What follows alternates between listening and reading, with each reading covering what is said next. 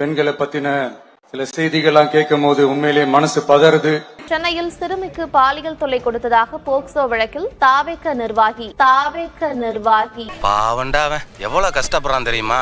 யாரா என்னைய தாண்டா சொல்றேன். கண்ணு கலங்குது, அது கண்ட்ரோல் பண்ணவே முடியல. தூத்துக்குடி அருகே கூட்டு பாலியல் வன்கொடுமை வழக்கில் ஈடுபட்டதாக தாவேக நிர்வாகிகள் 2 பேர் கைது செய்யப்பட்டிருக்கின்றனர். கண்ணு கலங்குது, அது கண்ட்ரோல் பண்ணவே முடியல. யார் நீயா? அது என்னமா கொஞ்சம் கூட வெக்கப்படாம பேசிட்ட? ஏன்னா நடக்கிற கொடுமைகள்லாம் யாருக்குங்க? நம்ம குடும்பத்தை சேர்ந்தவங்க தானே. எப்படி மனசு பதறாம இருக்கும்? கீழமாத்தூர் பகுதியை சேர்ந்தவர் கண்ணன். தாவேகவில் இணைந்து கட்சி நிர்வாகியாகவும் செயல்பட்டு வருகிறார். இந்த நிலையில் கண்ணன் அதே கிராமத்தை சேர்ந்த 10ஆம் வகுப்பு மாணவியின் வீட்டிற்கு நள்ளிரவில் சென்று மாணவிக்கு பாலியல் தொல்லை கொடுத்ததாக கூறப்படுகிறது. ஏன்னா நடக்கிற கொடுமைகள்லாம் யாருக்குங்க? நம்ம குடும்பத்தை சேர்ந்தவங்க தானே. எப்படி மனசு பதறாம இருக்கும்?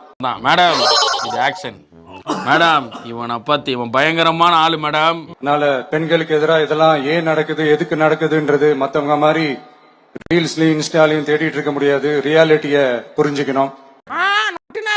ரியாலிட்டிய புரிஞ்சுக்கணும். தம்பி போங்க தம்பி, வேலையை